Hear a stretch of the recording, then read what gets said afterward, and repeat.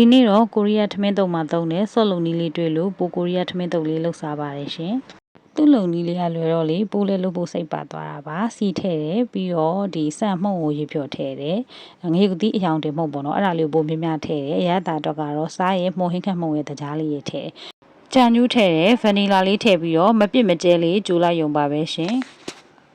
ပြီးတော့ထမင်းတုပ်ထဲကိုထည့်စားဖို့အတွက်ပဲပြားပဲဖင်မောက်မုံလာဥနီဟင်းနုနယ်ရွက်အဲ့ဒါလေးကိုနှမ်းစီလေးနည်းနည်းထည့်စားလေးအရသာလေးနည်းနည်းထည့်ပြီးတော့